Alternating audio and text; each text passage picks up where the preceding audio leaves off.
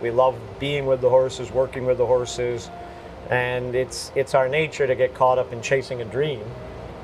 I think when things aren't going right, it's important just to go back to basics. Stick to the plan is important. Remember why you started on this path, and all of the blessings and privileges of a life spent with animals and horses and doing what you love to do. I mean, I think it takes a lot, it obviously takes more than just the hard work. You've got to have talent and ability, and you've got to have perseverance. Normally, things are going right for me when I believe they're going to go right.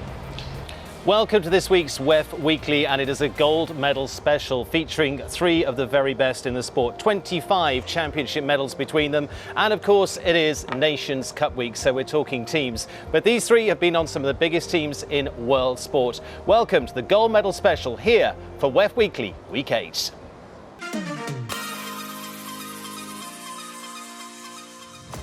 Forward to what comes up this week, because an exciting week ahead, but it also wraps up an exciting week last week as well with the Lugano Diamonds 5-star competitions. Brilliant week of competition, and it kicked off in seriousness with the Adequan WEF Challenge Cup as well, as we saw Ben Maher to the top of that one with fantastic rounds from him, the world number 2, again putting himself in the winning feeling into prime spot for the Grand Prix on Saturday.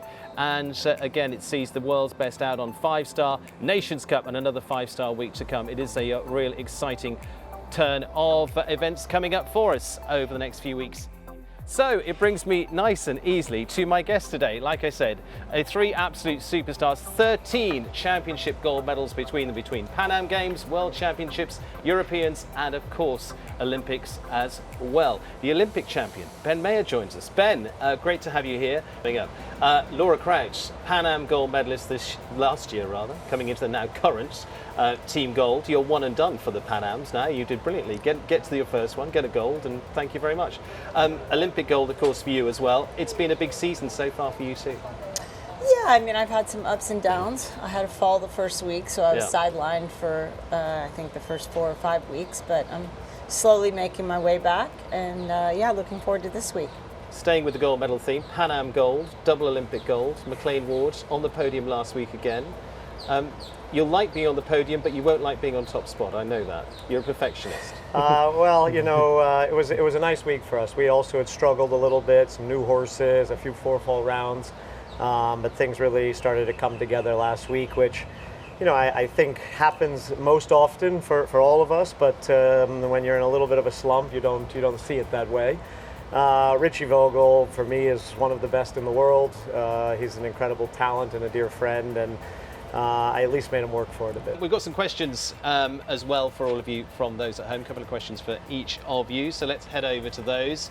Ben, we're going to start with you. In fact, we're going to start with McLain, actually. How does it feel for you to watch your daughter grow up in the sport now too? It's very exciting. I have 2 daughters, Lily and Madison. And Lily now just turned 9 years old and has a string of ponies, and we're full at it. And she, as Laura knows well, she has a very similar personality to me, so we kind of see things the same. I'd say she's probably a little bit of a healthier outlook, but she's doing great. And I'm nervous only because I want her to see that putting in the time and the work, to feel the value of that. It's not necessarily winning and losing, but of course, that's a nice perk. But to see that it's worthwhile, and she can take that skill set into anything she does in life. So it's exciting. It's fun. Let's grab the second question for McLain here as well. What is the most important thing to remember for horsemanship? I think why we started, right? I mean, we love being with the horses, working with the horses, and it's our nature to get caught up in chasing a dream, and there's incredible value in that. But at the same time, I think just to be grounded, and I read an article recently is, every once in a while, don't forget to pick up the pitchfork. And I think that's true. Remember why you started on this path, and all of the blessings and privileges of a life spent with animals and horses and doing what you love to do. And our next one's for Laura. Do you think you can truly succeed in the sport with little funds, even just with hard work? A little bit of what we're saying there, actually. Absolutely. I really do. I mean, I think it takes a lot, it obviously takes more than just the hard work. You've got to have talent and ability, and you've got to have perseverance. And yeah, I mean, there's like they say 5 things to make it in the business: talent, horse management, the ability to pick horses, hard work. I can't remember, but anyways. But yes, I mean, at the end of the day, I wasn't with a lot of funds growing up. I don't think you were. I don't really know about you, but I think it's very possible, but nothing's easy. What are your tips for confidence building in the ring? We were talking about pressure earlier, but a bit of confidence building.